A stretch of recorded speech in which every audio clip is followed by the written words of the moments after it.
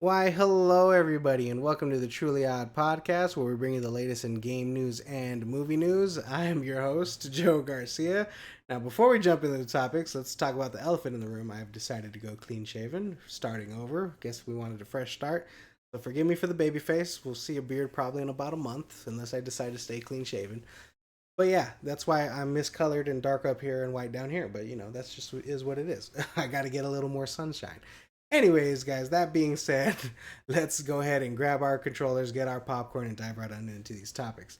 Starting with our game news topics of the day, and our first game news topic of the day is regarding Bloober Team unveils 2026 slate with 5 new titles. Let's go ahead and take a look here. If you don't know who the Bloober Team is, they're the team behind Chronos and the Silent Hill 2 remake. Let's go ahead and take a look here. Here's the list of new games if you guys want to check them out. Anyways, following the success of Chronos, The New Dawn, and Silent Hill 2 remake, Bloober Team reveals 5 upcoming titles, including I Hate This Place, Layers of Fear, the Final Masterpiece Edition, Star Trek Infection, and Project F and Project M. Project M is going to be a Nintendo exclusive title and will premiere in 2026, while Star Trek Infection is a VR survival horror game launching on December 11, 2025 for MetaQuest and Steam VR. Parent studio uh, Broken Mirror Games is leading development for Project F, and I Hate This Place, as Bluebird Team aims to solidify its position as a primary horror gaming through 2027. So if you guys are interested in any horror games, me personally, I'm a bit of a bitch. I get scared. I don't play horror games, but these games do seem pretty interesting, and I'm very curious what Project M and Project F will be. More Project M because it's going to be a Switch exclusive. So I'm curious if it's going to be like maybe like a Little Nightmares esque, more kiddish, or if they're going to actually take it pretty serious. So I'm curious what that's going to end up. But what do you guys think of this? Let me know in the comments down below. Are you excited for any of these games, and which ones are you guys looking for? All right, guys. That being said, let's go ahead and move over to our next game news topic of the day. And our next game news topic of the day is regarding MindsEye developer. MindsEye developers have slammed Build a Rocket Boy leadership in union-backed open letter. Let's go ahead and take a look here. So, nearly 100 current and former employees have signed a letter with IWGB, which I think is Independent Workers of Great Britain Union. I think that's what that stands for. We'll look it up after this. Uh, excuse me. Alleging. Anyways, they signed a letter with that alleging mishandling layoffs, mandatory crunch time, and lack of transparency following MindsEye poorly received launch. Crunch time is basically you put in a hell of a lot of overtime to make deadlines. So a normal 8-hour day will become a 12-hour day. It'll become a 16-hour day, depending on how crazy the crunch time needs to be. Just so you guys know. Anyways, the letter claims 250 to 300 staff were laid off after the June 2025 release, with employees forced into unpaid overtime and denied proper compensation or clarity during the process. IWGB is calling for a public apology, fair severance, union recognition, and external oversight for future redundancies, whatever the hell that means. Urging Build a Rocket Boy to let its remaining talent lead the way forward. I hate this company's name, Build a Rocket Boy. I always get confused. I always think that's the game. Is it Build a Rocket Boy? Is it a Rocket Boy? Anyways, Build a Rocket Boy, the company. This is just showing what's going on in the game as gaming community starts to more unionize behind what's going on. Oh, by the way, let's look up with what this is. I want to make sure that I'm giving you guys proper info. Give you guys my ugly shaven mug while we look up what. Why didn't it pop up? Give me the whole thing. What is it? IWGB is Independent Workers Union of Great Britain. So yeah, I was right. Independent Workers of Great Britain. Anyways, the point being is with the game industry and all these layoffs that we're seeing, I think a lot of these layoffs are due to a lot of people in the game industry starting to unionize. They're starting to get rid of people before they have to deal with unions and deal with stuff like that, because the way that the game industry has worked for so long, you bring people on, you lay them off, you bring people on, you lay them off at per project, per contract, however it works. But with union workers, people need to be treated a certain way. So I'm sure that studios are backing down and bringing QA and other things elsewhere from different parts of the world, so they don't have to worry about unionization. But excuse me. But this team is already setting an open letter and really pushing forward so they can unionize. So we'll see what ends up happening. I'm very curious how this is going to turn out. But what do you guys think of the MindsEye development team sending a letter through a union? Let me know what you guys think. All right, guys. Sorry about that. Let's go ahead and head over to our next game news topic of the day. And our next game news topic of the day is regarding a 100-year-old Japanese Kabuki company is getting into the video game industry. Let's go ahead and take a look here. So, founded in 1895 as a Kabuki theater company, I'm going to pronounce this horribly wrong, forgive me, Shochiku? I hope I'm saying that right. Shochiku has spent over a century adapting to Japanese shifting environment landscape, expanding it into film and anime, and now video games as its latest forefront. Shakuki's, God, I hope I'm saying that right. Gaming pushes industry publishing into titles like MindsEye. God, I don't know these games and I don't know how to pronounce them, so I apologize, guys. But the article's in the description if you want to read it. And backpack battles, launching a 100K accessory of game tech startups and founding tools like EMIS AI annual plugin and Blacknuts Cloud gaming server. Probably not the best name for that. But yeah, I thought this story was very interesting to see that a company like this, over 100-year-old company, would be interested in getting into the game industry, and they have a plan moving forward, focusing on indie games and stuff like that. So I thought it would be very beneficial for people who are interested in checking out indie games and moving things forward and moving things along. So I'm very curious how this is going to turn out, and I'm very curious what their first couple projects will end up being and how successful they'll end up being. Because eventually, if things go really well with this, they might turn into a AAA studio at some point. And I'm very curious what projects we'll end up seeing from this kind of company like this. But let me know what you guys think about this in the comments down below. Did I butcher everything, including names? And let me know how to pronounce everything. All right, guys. That being said, let's kind of move over to our kind of main topic of the day. And our main topic of the day regarding games is Battlefield 6 has already made $100 million on Steam alone. Go ahead and take a look here at this article from Game Rant. Battlefield 6 sold 1.8 million copies on Steam within 24 hours, generating over $100 million in revenue and validating the hype built by a successful open beta. Analysts note the game is attracting players across genres with 3.5 million wish lists and crossover interest from fans of relevant shooters like Call of Duty, Black Ops 7. The game's strong debut follows EA's announced $55 billion deal, so privatized deal, re-emphasizing Battlefield's emphasizing Battlefield's renewed momentum after missteps from 2042. My dyslexia kicked in hard right there at the end. Words did not word. Anyways, so I think this is awesome for the company. EA is really good right now with something like this, because after they just did a $55 billion deal merger, I'm not sure how far along that is, if that's gone through yet, but the fact that they're about to be bought out for $55 billion just lets you know that they're worth it with a game that's going to make $100 million within the first 24 hours. Now, mind you, these are just Steam numbers. Let's say that it's doubled on PlayStation, which it possibly could. So that means we're at 200 million right there. Xbox, I'm not sure how much that's along right there as far as players are concerned, but let's just say it's a quarter. That's $225 million in the first 24 hours, and there's people still probably coming to buy the game and looking forward to it. I haven't even purchased the game. I'm going to be getting it today and checking it out myself. But what a fucking run for a game like this to come out swinging so hard and how successful it's been. And I really do feel that the open beta really emphasized the success for this game's launch, showing how interested players were, and like it's probably one of the most successful open betas that I've seen in a long time for a game like this.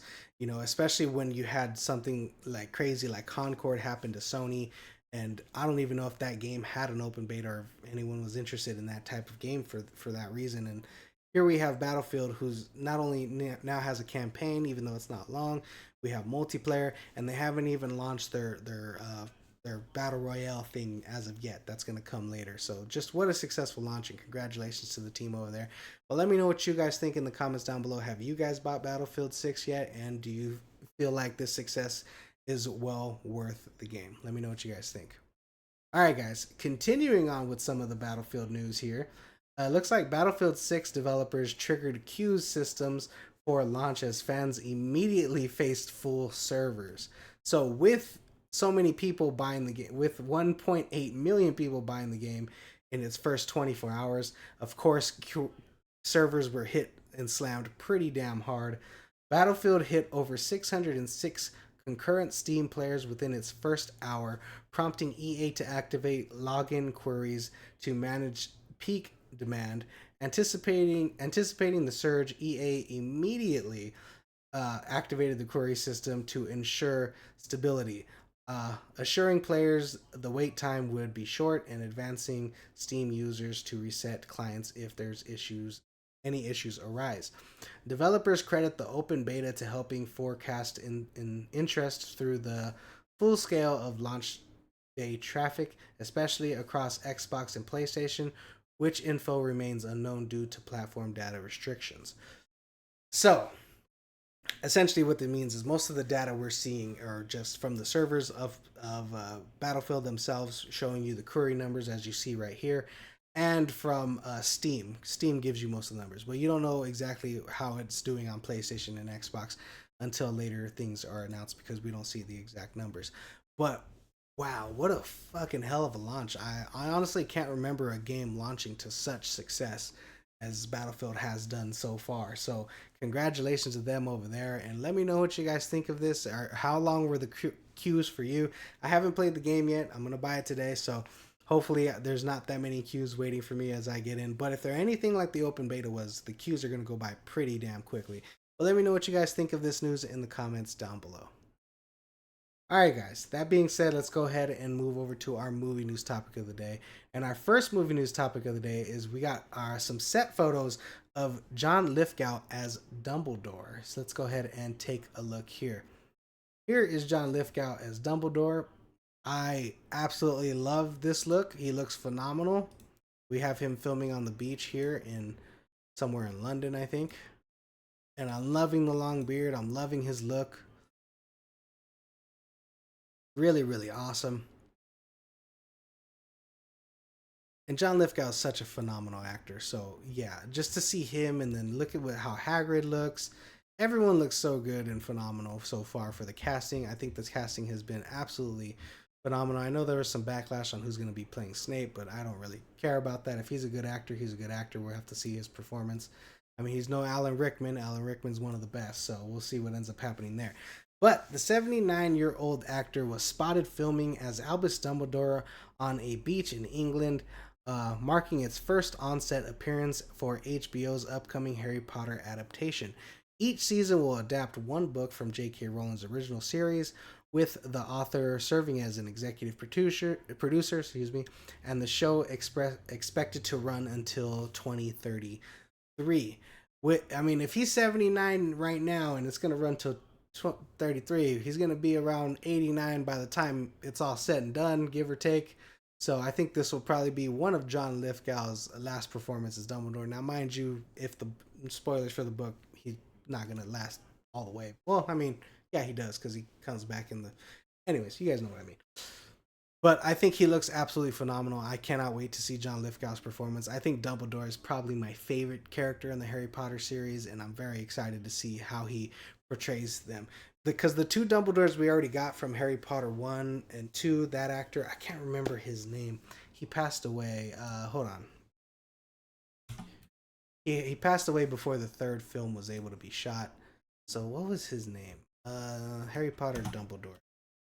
It's probably gonna bring up John Lithgow. Okay, we had three actors portray Dumbledore so far. Oh, four, including Jude Law. But Richard Harrison was the first person to portray Albus Dumbledore, and I loved the kind of calm, sweet, grandpa-y figure he was in the first two Harry Potter movies. And Michael Gambon took over the role, and he really took it in a completely different direction. He was more serious, more stern, more mysterious, I guess you can say, and more like kind of drunken uncle more than sweet old grandpa. So I'm curious what John Lithgow is going to do. I hope he finds a ground in between both of them, having the old grandpa sweet feel, but being a little serious and mysterious at the same time. And Jude Law, just a young Dumbledore. He didn't really do too much with the character, I feel personally. But let me know what you guys think of the way that John Lithgow looks in the comments down below. Do you love the way he's looking like I do, or do you prefer a different look for Albus Dumbledore? Let me know what you guys think. All right, guys, that being said, let's go ahead and move over to our next movie news topic of the day. And our next movie news topic is regarding Joseph Gordon-Levitt's AI thriller lands at Netflix with Rachel McAdams set to star. Let's go ahead and take a look here. Joseph Gordon-Levitt's secretive AI-themed film, co-written by Snowden's scribe, which is the guy that wrote Snowden, essentially. Oh, fuck, I didn't know how to pronounce his name. Chernin Fitzgarland? Jesus. Look up the guy's name.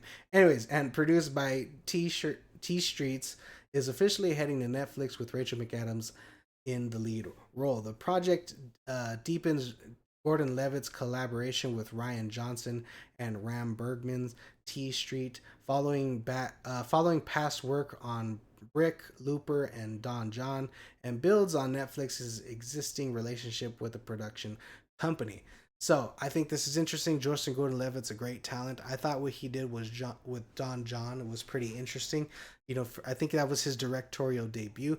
Now I'm not sure if he's gonna be co-writing this, if he's gonna be directing this. I don't think that they stated it here. At least when I read it, I didn't see it. Mind you guys, I'm dyslexic as fuck, so sometimes I miss words. That just happens. That's just how I read.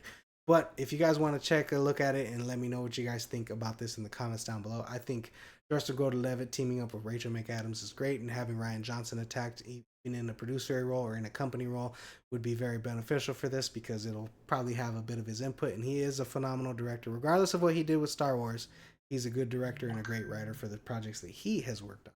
But let me know what you guys think about this project in the comments down below. All right, guys. Move over to our next movie news topic, and our next movie news topic is regarding Apple and Chernin Entertainment. Chernin. Apple and Chernin Entertainment acquire action thriller Five Secrets. Let's go ahead and take a look here. Five Secrets, based on Julian Boget's. I'm horrible with names. Anyways, Boget's short story follows a mercenary who extracts confessions. Jesus Christ. Following a mercenary who extracts confessions through staged near-death experiences and must uncover a deadly secret to survive. Written by Andrew Barry and Gabriel Pires from Ant-Man and the Wasp and Transformers 1 fame. Will pen the script and executive produce alongside Bogat, who's the short story person, and Peter Chernin and David Reddy producing. Thought I said producing. Anyways, the project makes one of the first under Chernin Entertainment's Apple TV feature packed, joining the slate that includes Chief of War, C, and Truth Be Told. I fumbled through that whole fucking thing. My apologies, guys. Everything's in the description down below if you guys want to take a look at it. But I do think it's interesting seeing the projects that Apple has brought to us. Apple is really trying to get on the level of HBO Max, or not HBO Max, but HBO, the TV show. They've brought us things like Sopranos. They've brought us things like the Game of Thrones and stuff like that. So they're really, really trying. They're also going to be bringing us that Harry Potter series. So I think Apple so far has been quite successful with their TV shows. They're doing really, really good. So it's interesting to see what they're going to be doing with projects like this and bringing in a short story like Five Secrets. Now, I haven't heard the story, so I'm very curious how it's going to turn out and what it's going to be. But let me know what you guys think about it in the comments down below. All right, guys, let's go ahead and move over to our next movie news topic of the day. And our next movie news topic is regarding Minecraft Movie 2 is set for July 2027 with Jared Harris returning to direct. So we're going to get another Minecraft movie, and that's no surprise. Following the near $1 billion success of Minecraft movie, Warner Brothers has greenlit Minecraft Movie 2, with director Jared Harris and star Jason Momoa returning. The screenplay by Hess and Chris Galton, I'm pronouncing that horribly wrong probably, remains under wrap with legendary Mary Partins and Roy Lee and others producing alongside Momoa. The sequel is set for July 23rd, 2027. Release date: Warner Brothers moved animated feature Bad Fairies to May 21st, 2027, with Cynthia Erivo leading the voice cast. But the big news here, besides the Cynthia Erivo animated feature, is Minecraft 2. Now, I'm very curious if Jack Black's going to return. For me, it makes sense if he does. He did a phenomenal job in the last movie. And, you know, while this movie is not for me necessarily, I thought it was a bit too ridiculous at points. It was fun, but it was a bit too ridiculous. And I had no desire to see it again, nor do I have a desire to see it again. And I think if they fix certain things, like how crazy and ridiculous it was, bring in the humor, bring in a little more of the family aspect, bring a lot of that entertainment that they did, because Jack Black and Jason Momoa together were very entertaining. So I'm hoping the next movie is something that captures me a little more than this past one. Hopefully they improve upon what they were saying and what they were doing with the first movie. But let me know what you guys think. Are you guys excited to see a Minecraft 2 movie? All right, guys, let's go ahead and move over to our last movie news topic of the day. And our last movie news topic of the day is regarding Jonathan Majors reveals his plans to return as Kang the Conqueror in the MCU. So I want to mind you guys, this has been going around all over the place. And I'm going to read you guys some of the details. And then I'm going to give you guys my opinion on this. All right? Before I fucking lose it already. In a September 25th interview, Jonathan Majors responded coyly to a question about returning as Kang the Conqueror, saying it's a multiverse. So there's always that. Always a lot of opportunities for that. Majors shared... yeah, that was it. Anyways, Majors shared appreciation for fan support and praised his experience working with Tom Hiddleston, Paul Rudd, and Gaga Mabalathra. I hope I'm pronouncing her name. I probably didn't. Stating, "I love them. I'd say yes." Despite his legal troubles and Marvel's Marvel's pivot to Doctor Doom, Majors emphasized his continued admiration for Disney and Marvel Studios, leaving the door open for a potential return. So, in other words, their fucking title was misleading. Nowhere in this does Jonathan Majors reveal his plans to return as Kang the Conqueror. It was basically him saying, hey, there's a multiverse, there's a possibility that I would, and I'd be interested in it. Okay, so here are his exact quotes, if you guys want to read them for yourself. Okay, but nowhere in these quotes did he say, I will be returning. He did, however, say, where is it? I can't say anything about that. While it's a multiverse and there's always a lot of opportunity for that. So the big news is right here. Can't say anything about that. And the reason that that's the big news is because why can't he say anything about it? Maybe he was in talks with Kevin Feige or with Marvel about returning. Maybe. It's a maybe. I highly doubt it. But it's a possibility. I'm sure he had his people reach out to them, and that's probably what he told him. That don't talk about it, but, you know, it is a multiverse. That's probably what they told him, so that's probably what he's sticking to. But the odds of them returning to Kang the Conqueror are very slim to none. Look, he's been defeated by Ant-Man. And no offense to that movie, I didn't mind it, but I thought Kang the Conqueror should have won in that movie. Now, I know it's a trilogy of Ant-Man, but it would have been a lot better if we saw Ant-Man. We saw Kang the Conqueror die, what is it, 3 times? We saw him die in the Loki season 1. We saw him die in Ant-Man and the Wasp, if he's dead or if he's stuck in the little mini quantum, well, who knows, but we'll just call him dead. And then we seen him die in Loki season 2. So now I know this character is known for dying and coming in different forms. That's what he's known for in the comics.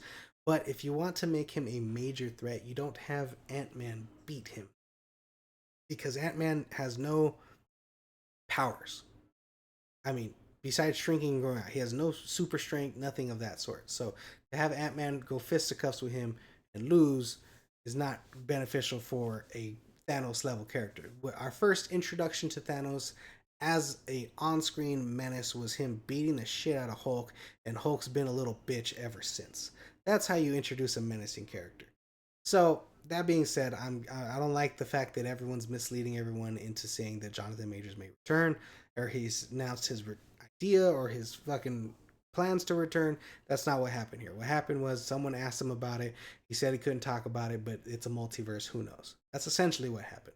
But let me know what you guys think about this in the comments down below. If you guys feel like he will return as King the Conqueror, and do you agree with me that the way that they introduced King the Conqueror was very unsuccessful? I'm curious to know what you guys think. Let me know in the comments down below. All right, guys, that's a wrap for today's episode of the Truly Odd Podcast. Thank you so much for joining me. If you like this episode, please like and subscribe. And always, guys, remember, stay true, be odd.